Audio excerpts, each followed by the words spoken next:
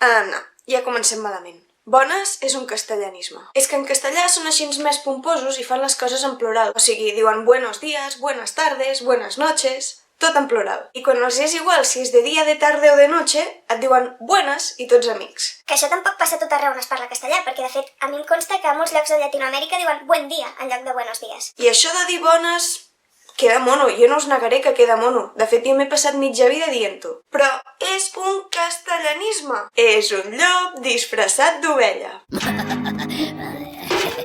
I nosaltres volem llops disfressats d'ovella? No, perquè se'ns menjaran el ramat i ens quedarem sense català. Com me'n vaig per les rames, mare de Déu. Per cert, rama no és un castellanisme. És una paraula genuïna que, pel que jo sé, vol dir branca petita. Poder que comenci ja, no? Bon dia o bona nit!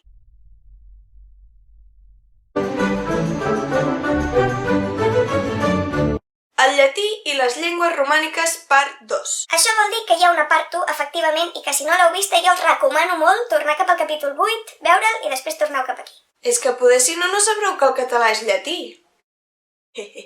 Us he fet un spoiler. Aviam, la qüestió d'avui és bàsicament com passem de dir que el llatí és llatí a dir que és català.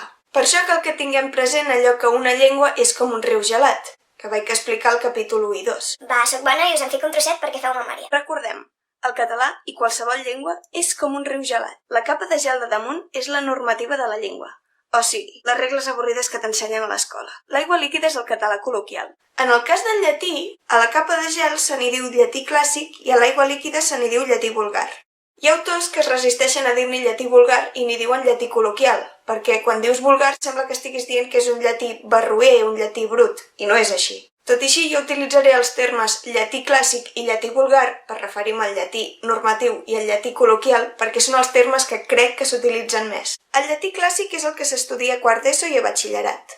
El llatí vulgar és aquell llatí degradat, aquell llatí que es parlava diferent a cada zona, que us vaig explicar al capítol 8. Per tant, és del llatí vulgar d'on venen les llengües romàniques. Hi ha una cosa que no us vaig dir quan us vaig parlar de la llengua com un riu gelat, i és que la capa de gel fa que tot el riu avanci més a poc.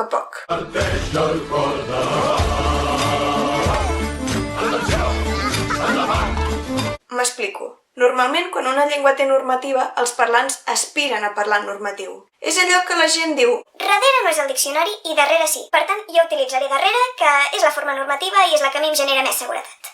Aquesta mentalitat de voler acostar sempre a la normativa, el que diu el diccionari, el que diu la gramàtica, el que t'ensenyen a l'escola... Tot això fa que la llengua evolucioni més lentament. I el que també fa, i en el cas del llatí això es notava molt, és que els dialectes no evolucionin tots a la seva puta bola. Perquè tots evolucionen una miqueta intentant imitar la normativa. Per això, tot i que tots els dialectes del llatí eren diferents, eren prou semblants com perquè tots els parlants s'entenguessin entre ells. Mentre hi va haver imperi romà, tot això va anar així. Vull dir, hi havia normativa del llatí i tots els dialectes anaven evolucionant a poquet i tots a la una. És que penseu que als romans els interessava moltíssim mantenir el llatí a tot arreu, perquè si veu veure el capítol 4, recordareu que una llengua condiciona la teva manera de veure el món. Cada llengua és una manera de veure el món. I clar, si tothom parlava llatí, tothom veia el món d'una forma més o menys igual. Per això, que tothom tingués el llatí com a primera llengua creava molta unió dins l'imperi romà. I per aquest motiu, els romans cuidaven molt el llatí clàssic, el llatí normatiu. És que al final el llatí era un element clau perquè l'imperi romà funcionés. Però... alerta spoiler! Aquest imperi no va durar per sempre. Al 467 després de Crist cau l'imperi romà d'Occident. Bla, bla, bla. En algun moment de la vostra vida aquesta frase l'haureu sentida gairebé segur. I què vol dir això? Doncs que al 467 després de Crist l'imperi romà ja no torna a ser mai més el que era.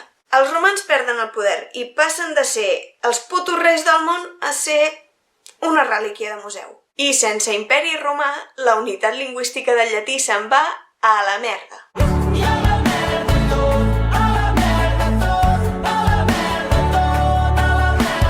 Penseu que tots aquests territoris tenien, si fa no fa, el mateix govern, les mateixes lleis, la mateixa moneda... Vaja, que l'imperi romà era una unitat político-econòmica, era com un gran país. Però quan desapareix l'imperi romà, tota la gent d'aquests territoris s'ha de buscar la vida. I acaben fent pinya amb els veïns que els hi cauen millor o amb els veïns amb qui més els hi convé fer pinya. I es van fent grupets. Grupets que al cap i a la fi acaben sent en ells mateixos unitats político-econòmiques, o sigui que funcionen com a països, perquè ens entenguem.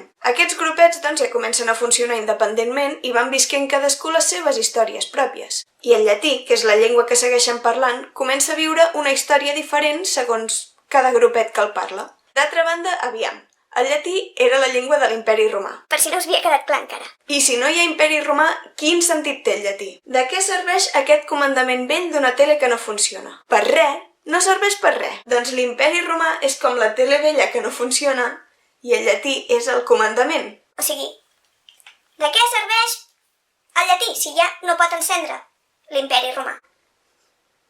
Sona estrany, però veieu per on vaig, oi? A més, sense imperi romà no hi ha ningú que es cuidi de la normativa, del llatí clàssic, de la capa de gel del riu. I si no hi ha capa de gel que la freni, l'aigua líquida comença a córrer com un cavall desbocat.